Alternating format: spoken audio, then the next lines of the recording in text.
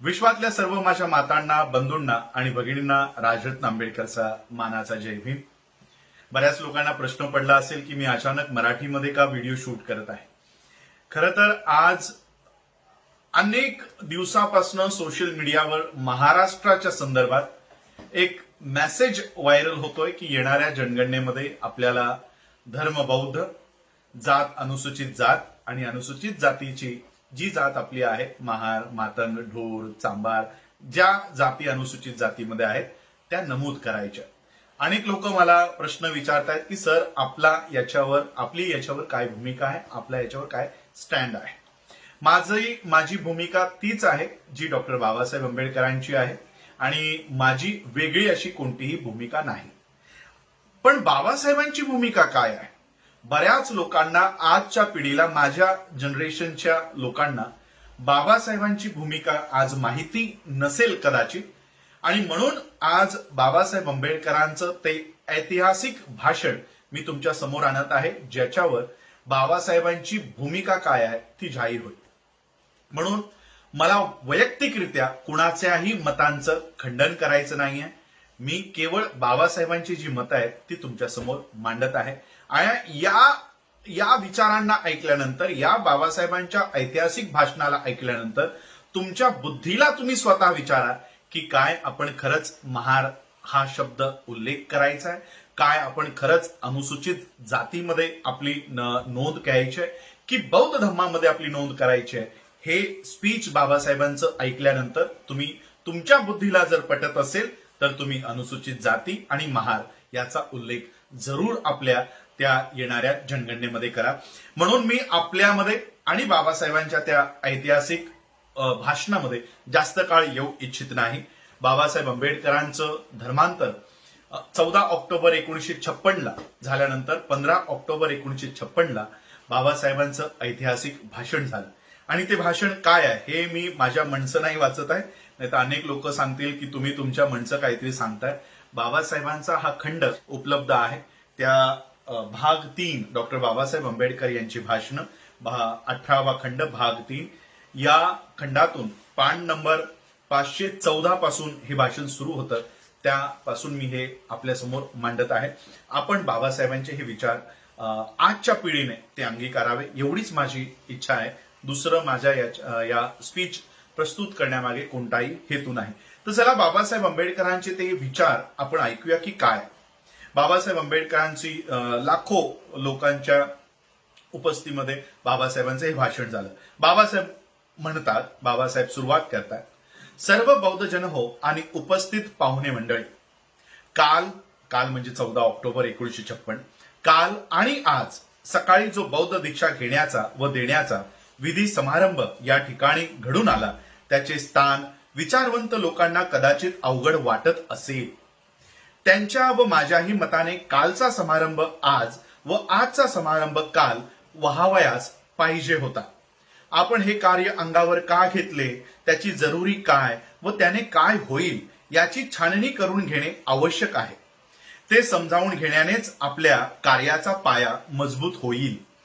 हे समजावून घेण्याचे कार्य आधी व्हावयास हवे होते, परंतु काही गोष्टी अशा अनिश्चित असतात की त्या आपोआपच घडत असतात. आता या विधीबाबत व्हायचे तसे घडले, तथापि अशी दिवसांची अदलाबदल झाली तरी मोठेसे काही बिघडलेले नाही. पुष्कळचे लोक मला असा प्रश्न करतात की या कार्याकरिता तुम्ही नागपूर हेच शहर का ठरवले, अन्य ठिकाणी हे कार्य का केले नाही. काही लोक असे म्हणतात की RSSची, राष्ट्रीय स्वयंसंघाची मोठी पलटण नागपूर येथे असल्यामुळे त्यांच्या उरावर्ती म्हणून आम्ही ही सभा या शहरात घेतली. हे मुळीच खरे नाही. त्यासाठी नागपूर येथे हे कार्य घेतलेले नाही. आमचे कार्य इतके मोठे आहे की आयुष्यातील एक मिनिट देखील कमी पडतो. आपले नाक खाजवून दुसऱ्याला अपशकुन करण्यासाठी माझ्याजवळ वेळ नाही. हे ठिकाण निवडण्याचे कारण निराळे आहे. ज्यांनी बौद्ध इतिहासाचे वाचन केले त्यांना हे कळून येईल की भारतात बौद्ध प्रसार जर कोणी केला असेल तर तो नाग लोकांनी केला. नाग लोक आर्याचे भयंकर शत्रू होते. आर्य व अनार्य यांच्यामध्ये लढाया व तुंबळ युद्ध झाली. आर्य लोकांनी नागांना जाळून टाकल्याचे दाखले पुराणात सापडतात. अगस्त्य मुनीने त्यातून एक नाग मनुष्य वाचवला. त्यांचेच आपण वंशज आहोत. ज्या नाग लोकांनी एवढा छळ सोसला त्यांना वर येण्यास कोणीतरी महापुरुष हवा होता. त्यांना तो महापुरुष गौतम बुद्ध भेटला.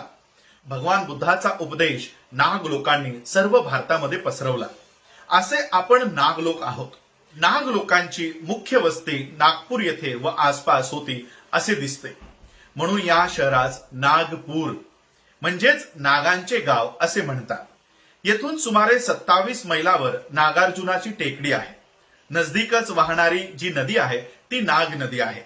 अर्थातच या नदीचे नाव येथे राहणाऱ्या लोकांवरून पडले आहे. नागांच्या वस्तीमध्ये वाहणारी जी नदी ती नाग नदी आहे. हे स्थळ निवडण्याचे हे मुख्य कारण आहे. नागपूर यामुळे निवडले आहे.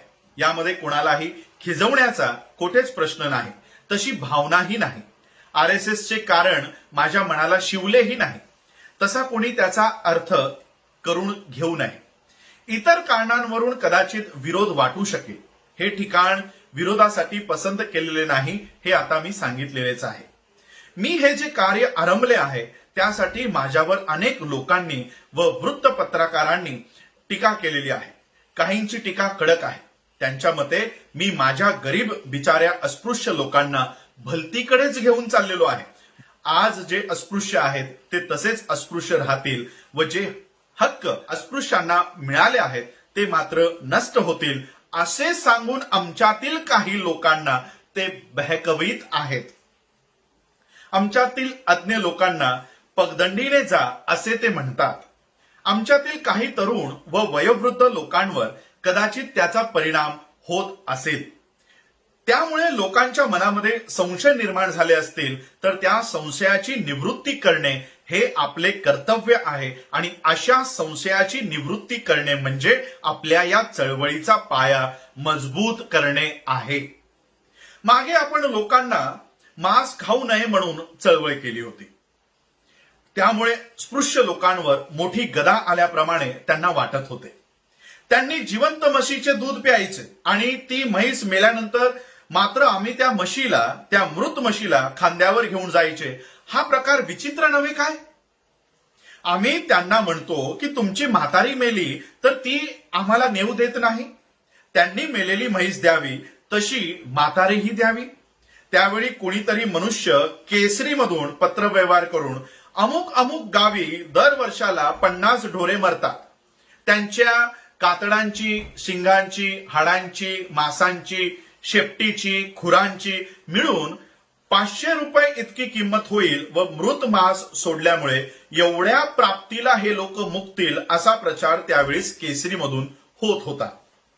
त्यांच्या प्रचाराला उत्तर द्यावयाची आवश्यकता खरे म्हणजे काय होती? पण आमच्या लोकांना असे वाटे या गोष्टीला आमचा साहेब उत्तर देत नाही तर साहेब करतो तरी काय? एकदा मी संगमनेरला सभेला गेलो होतो. सभा झाल्यानंतर सायंकाळी जेवणाची व्यवस्था केली होती. त्यावेळी मजकडे एक चिठ्ठी केसरीच्या त्या बातमीदाराने पाठवली व मला विचारले, अहो तुम्ही तर तुमच्या लोकांना मेलेली ढोरे ओढू नका म्हणून सांगता, त्यांची हलाकी किती आहे? त्यांच्या बायकांना लुगडे चोळी नाही, त्यांना अन्न नाही, त्यांना शेतीवाडी नाही, अशी त्यांची अत्यंत बिकट परिस्थिती असता दरवर्षी त्यांना मिळणारे कातड्यांचे, शिंगांचे, मांसांचे 500 रुपयांचे उत्पन्न फेकून द्या म्हणून सांगता. यात तुमच्या लोकांचा तोटाच नाही काय? मी म्हणालो, तुम्हाला याचे उत्तर कोठे देऊ? इथे या पडवीत देऊ की सभेत देऊ? लोकांच्या समोरच सवालपट्टी झालेली बरी. मी त्या गृहस्थांना विचारले, तुमचे म्हणणे एवढेच की आणखी काही आहे? ते गृहस्थ म्हणाले, एवढेच म्हणणे आहे व एवढ्याचेच उत्तर द्या. मी त्या गृहस्थास विचारले, तुम्हास मुले, माणसे किती आहेत? त्यांनी सांगितले, मला 5 मुलगे आहेत. भावालाही 5-7 मुलं आहेत. मी म्हणालो, तर तुमचे कुटुंब मोठे आहे. तेव्हा तुम्ही व तुमच्या नातेवाईकांनी त्या गावची मेलेली सर्व ढोरे ओढावीत आणि 500 रुपयांचे उत्पन्न घ्यावे. हा फायदा तुम्ही अवश्य घ्यावा. शिवाय दरवर्षी मी स्वतः तुम्हाला 500 रुपये वर देण्याची व्यवस्था करतो. माझ्या लोकांचे काय होईल, त्यांना अन्न वस्त्र मिळेल की नाही ते मी माझे पाहून घेईन. मग एवढी फायद्याची गोष्ट तुम्ही का सोडून देता? तुम्ही का ते करत नाही? आम्ही हे काम केले म्हणजे आमचा फायदा होतो आणि तुम्ही केले म्हणजे फायदा होत नाही. ओढा ना तुम्ही तुमची मेलेली ढोरे. काल एक ब्राह्मणांचा मुलगा माझ्याजवळ येऊन म्हणाला, पार्लमेंट असेंब्ल्यांमध्ये तुमच्या लोकांना राखीव जागा दिल्या आहेत, त्या तुम्ही का सोडता? मी त्यास म्हणालो, तुम्ही महार व्हा आणि त्या जागा पार्लमेंट आणि असेंब्ल्यांमध्ये भरा. नोकरी खाली असली की त्या जागा भरता. त्यासाठी कोणा ब्राह्मणांचे कोणा इतरांचे किती अर्ज येतात. मग नोकऱ्यांच्या जागा भरता, तशी या राखीव जागा तुम्ही ब्राह्मण लोक महार म्हणून का भरत नाही? आमचे नुकसान झाले तर तुम्ही का रडता? असा माझा त्यांना सवाल आहे. खरे म्हणजे मनुष्य मात्राला इज्जत प्यारी असते, लाभ प्यारा नसतो. सद्गुणी आणि सदाचारी बाईला व्यभिचारामध्ये किती फायदा असतो हे माहीत असते. आमच्या मुंबईमध्ये व्यभिचाऱ्या बायांची एक वस्ती आहे. त्या बाया सकाळी 8ला उठतात की न्याहारीसाठी शेजारच्या हॉटेलात वर्दी देतात आणि म्हणतात, डॉक्टर बाबासाहेब आंबेडकर यावेळी आवाज फरक करून त्यांची नक्कल करून म्हणतात, सुलेमान, अरे खिम्याची प्लेट व पाव रोटी घेऊन ये. तो सुलेमान ती घेऊन येतो. शिवाय चहा, पाव, केक वगैरे आणतो. पण माझ्या दलित वर्गीय भगिनींना साधी चटणी भाकर देखील मिळत नाही. मात्र त्या इज्जतीने राहतात, त्या सदाचारानेच राहतात. आम्ही झगडतो आहोत ते इज्जतीकरिता. मनुष्य मात्राला पूर्णावस्थेत नेण्याकरिता आम्ही तयारी करीत आहोत. त्यासाठी वाटेल तो त्याग करण्याची आमची तयारी आहे. हे वृत्तपत्राचे लोक माझ्या मागे गेली 40 वर्ष हात धुवून लागलेली आहेत. माझ्यावर केवढी टीका त्यांनी आजवर केली. मी त्यांना म्हणतो, अजून तरी विचार करा. आता तरी पोरकटपणाची भाषा सोडून काही प्रौढ भाषा वापरा. आम्ही बौद्ध धर्मीय झालो तरी राजकीय हक्क मी मिळवीन याची मला बालंबाल खात्री आहे. मी मेल्यावर काय होईल ते सांगता येणार नाही. या चळवळीसाठी फार मोठे काम करावे लागेल. आम्ही बौद्ध धर्म स्वीकारल्यामुळे काय होईल, अडचणी आल्याच तर त्या कशा टाळता येतील, त्यासाठी काय युक्तिवाद व खोटाटोप करावा लागेल याचा मी पूर्ण विचार केलेला आहे. माझ्या पोतडीत सर्व काही भरलेले आहे. ते काय प्रकाराने भरले आहे ते मला पूर्ण माहित आहे. हे जे हक्क मिळवले ते मीच माझ्या लोकांसाठी मिळवले ना. ज्यांनी हे हक्क मिळवले ते तो पुन्हा मिळवून देईलच. हे हक्क व सवलती मिळवून देणारा मीच आहे आणि पुन्हा मीच या सवलती मिळवून देईन अशी मला खात्री आहे. म्हणून सध्या तरी तुम्ही माझ्यावर विश्वास ठेवून चालले पाहिजे. विरोधी प्रचारात काही तथ्य नाही हे मी सिद्ध करून देईन. मला एका गोष्टीचे मात्र आश्चर्य वाटते. एवढा वाद विवाद सर्वत्र होतो, पण एकाही माणसाने मी बौद्ध धर्मच का स्वीकारला हा प्रश्न विचारला नाही. कोणताही दुसरा धर्म न स्वीकारता हाच धर्म का स्वीकारला हा कोणत्याही धर्मांतराच्या चळवळीतील मुख्य आणि महत्वाचा प्रश्न असतो. धर्मांतर करताना धर्म कोणता व का घ्यायचा हे तावून सलाखून पाहिले पाहिजे. आम्ही हिंदू धर्म त्यागाची चळवळ 1935 पासून येवले येथे एक ठराव करून हाती घेतली.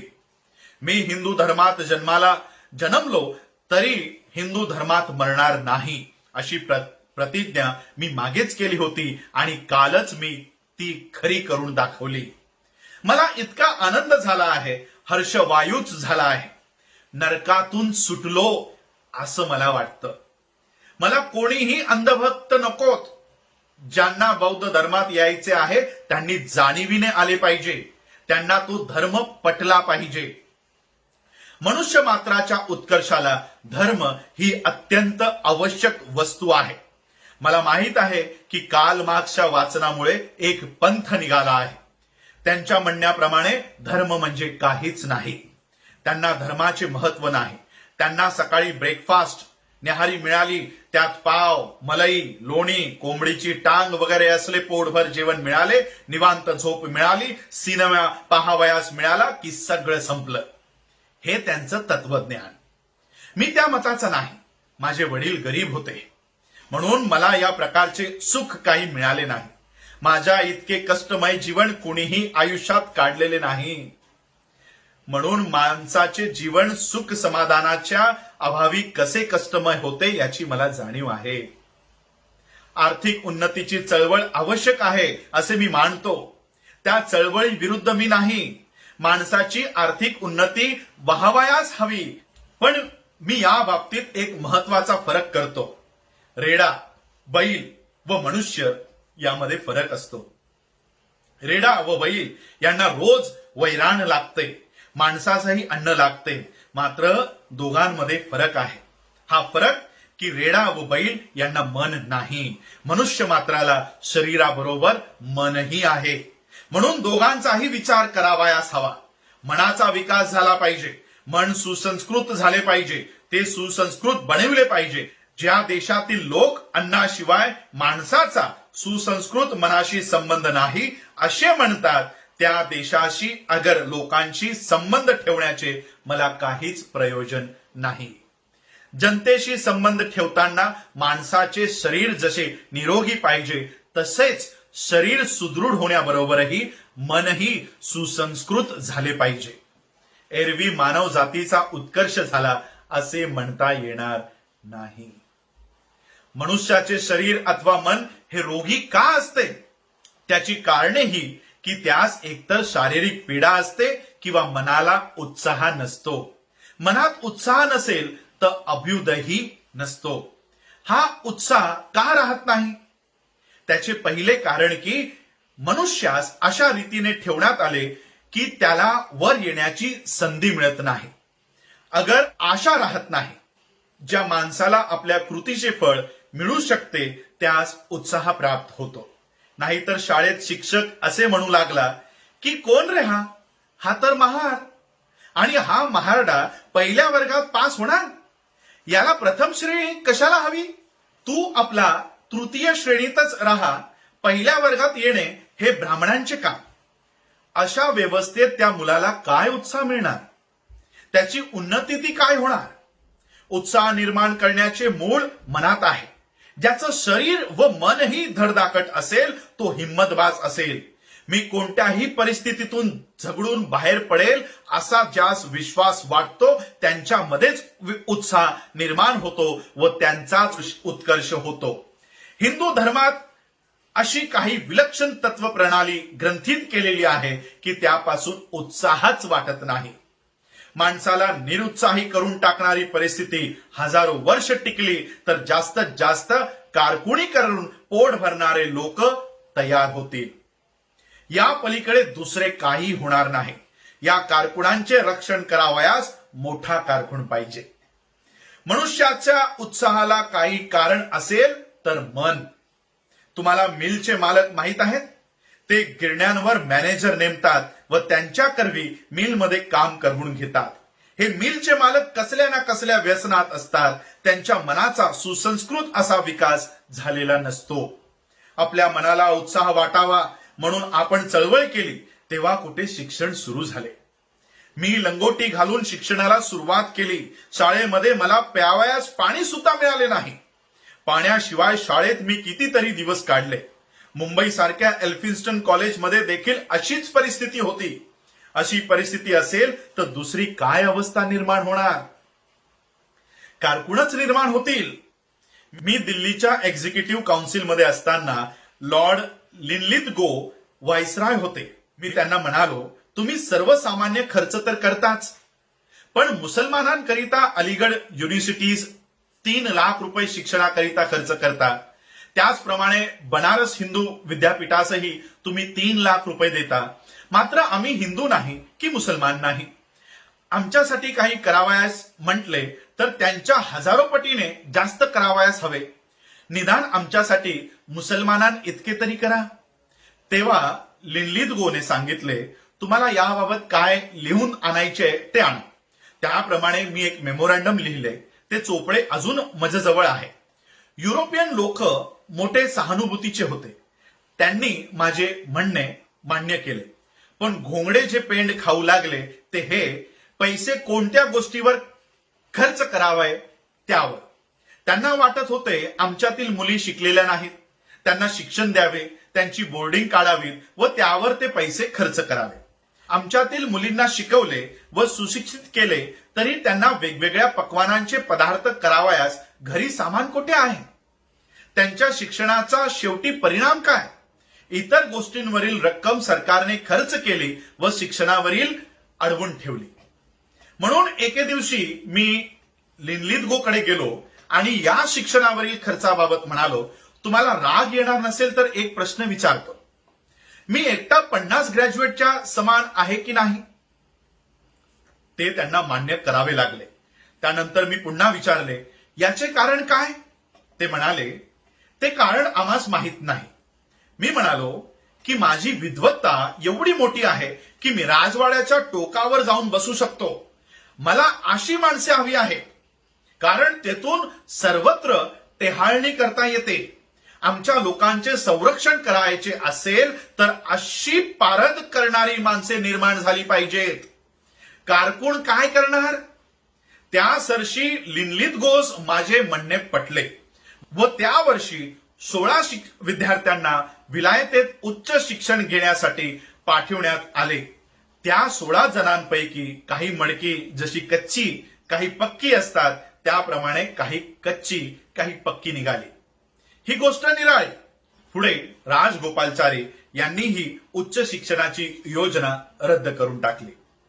या देशात आम्हाला हजारो वर्षे निरुत्साही करून ठेवतील अशी परिस्थिती आहे. ही परिस्थिती जोपर्यंत आहे तोपर्यंत आपल्या उन्नतीबद्दल उत्साह उत्पन्न होणे शक्य नाही. या बाबतीत या धर्मात राहून आम्ही काहीच करू शकत नाही. मनुस्मृतीमध्ये चातुर्वर्ण्य सांगितले आहे. चातुर्वर्ण व्यवस्था ही मनुष्य मात्राच्या उत्कर्षाला अत्यंत घातक आहे. मनुस्मृतीत लिहिले आहे की शूद्रांना फक्त सेवा चाकरी करावी. त्यांना शिक्षण कशाला?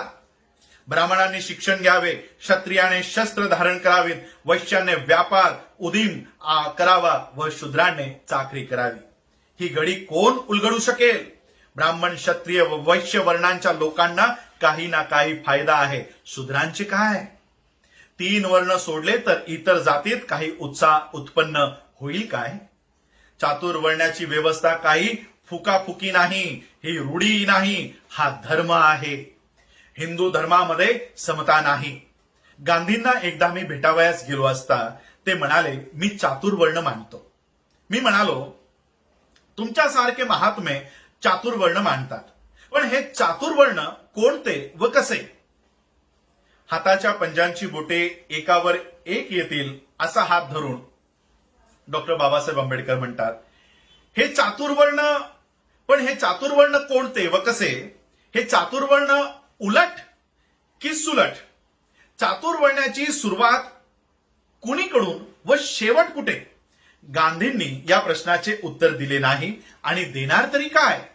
आमचा ज्या लोकांनी नाश केला त्यांचा देखील या धर्माने नाश होईल. हा मी हिंदू धर्मावर उगीच आरोप करीत नाही. हिंदू धर्मामुळे कोणाचाही उद्धार होऊ शकणार नाही. तो धर्मच नष्ट धर्म आहे. आपला देश परकीयांच्या ताब्यात का गेला? युरोपमध्ये 1945 पर्यंत लढाया चालू होत्या. जेवढे सैन्य मरत असे तेवढेच रिक्रूट भरतीमुळे पुढे येत असे. त्यावेळी कुणीही आम्ही लढाई जिंकली असे म्हणू शकले नाही. आमच्या देशाचे सगळे काही निराळे. क्षत्रिय मेले की आम्ही खलास. आम्हाला जर शस्त्र धारण करण्याचा अधिकार असता तर हा देश पारतंत्र्यात गेला नसता.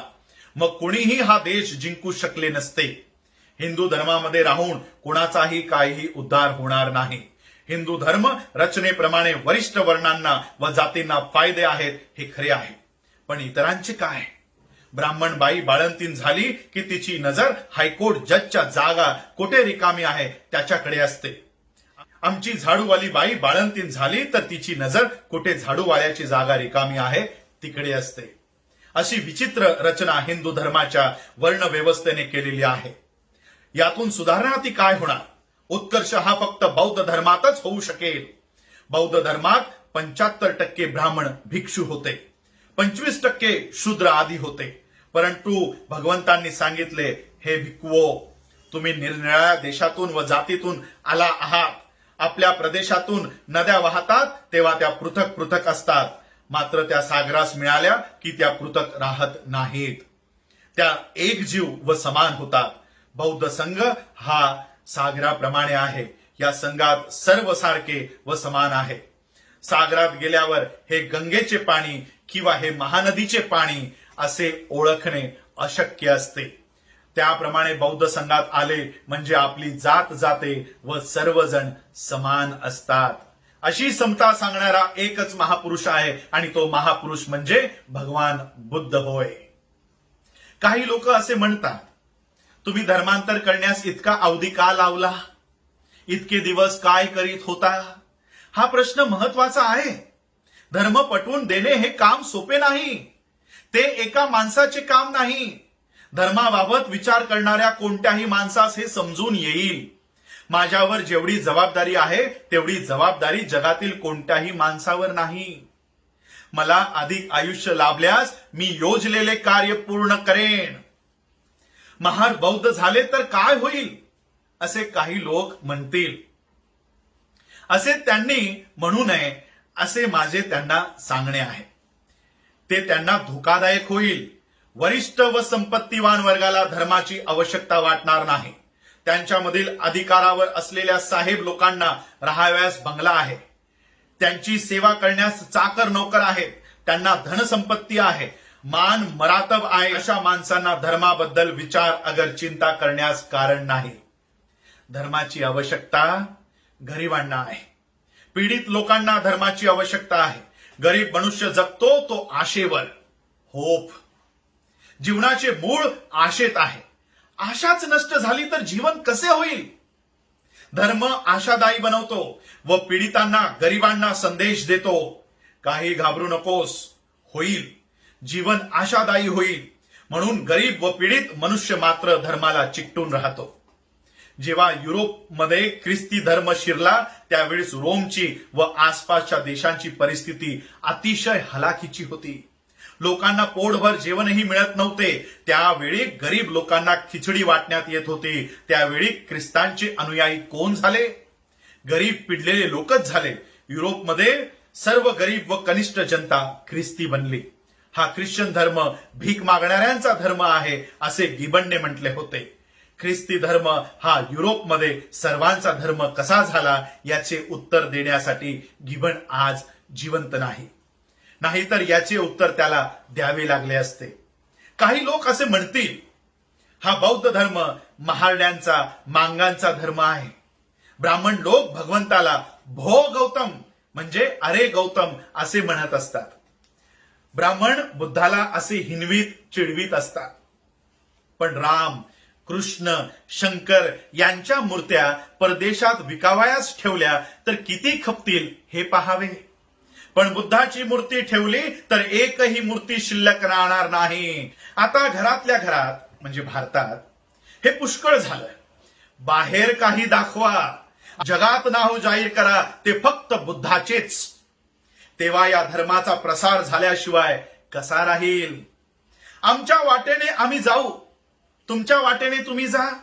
आम्हाला नवीन वाट मिळाली आहे. हा आशेचा दिवस आहे. हा अभ्युदयाचा उत्कर्षाचा मार्ग आहे. हा मार्ग काही नवीन नाही. हा मार्ग कुठून आणलेला नाही. हा मार्ग इथलाच आहे, भारतातलाच आहे. या देशामध्ये 2000 वर्षे बौद्ध धर्म होता. खरे म्हणजे यापूर्वीच आम्ही बौद्ध धर्मात का गेलो नाही याचीच आम्हाला मात्र खंत वाटते. भगवान बुद्धाने सांगितलेली तत्वे अजरामर आहेत. पण बुद्धाने मात्र तसा दावा केलेला नाही. कालानुरूप बदल करण्याची सोय त्यात आहे. एवढी उदारता कोणत्याही धर्मात नाही.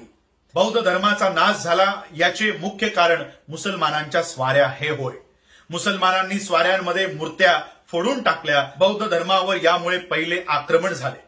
त्यांच्या स्वाऱ्यांनी भिवून बौद्ध भिक्खू नाहीसे झाले.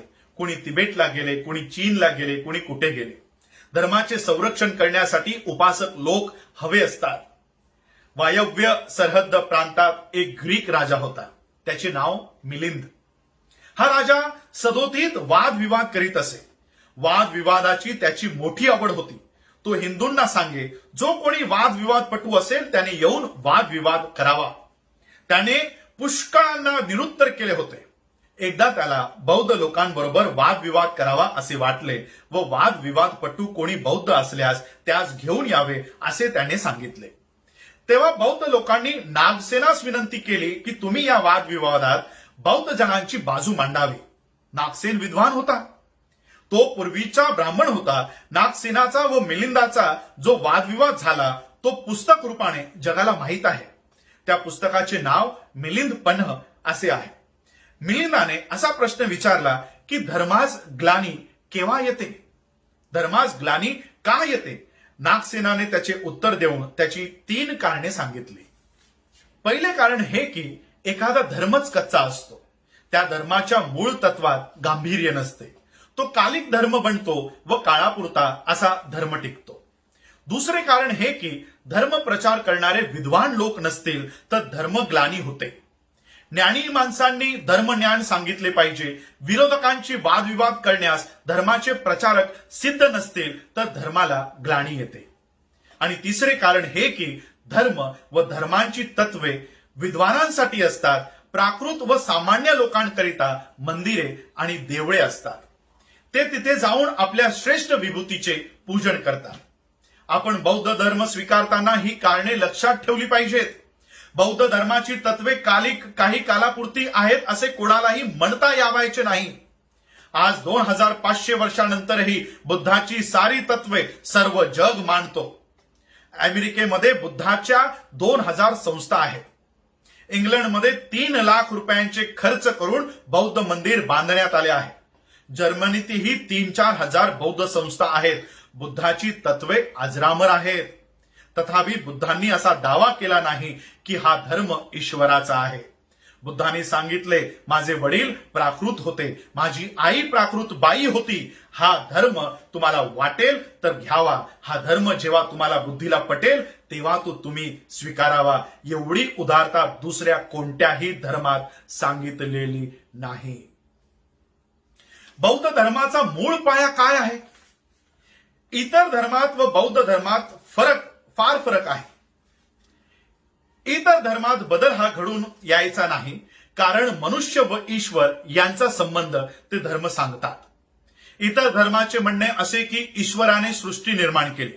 ईश्वराने आकाश, वायू, चंद्र, सूर्य सर्व काही निर्माण केले. आम्हाला ईश्वराने काहीही करावयाचे शिल्लक ठेवलेले नाही, म्हणून ईश्वरास भजावे.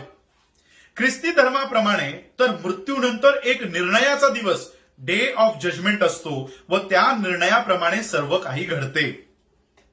देव व आत्मा यांना बौद्ध धर्मात जागाच नाही. भगवान बुद्धांनी सांगितले, जगात सर्वत्र दुःख आहे. 90% माणसे दुःखाने पिडलेली आहेत. त्या दुःखातून पिडलेल्या गरीब माणसांना मुक्त करणे हे बौद्ध धर्माचे मुख्य कार्य आहे. बुद्धापेक्षा कार्ल मार्क्सने वेगळे काय सांगितले? भगवंतांनी जे सांगितले ते वेड्या वाकड्या मार्गाने सांगितलेले नाही. बंधूंनो, मला सांगायचे होते ते सांगितले. हा धर्म सर्वतोपरी परिपूर्ण आहे.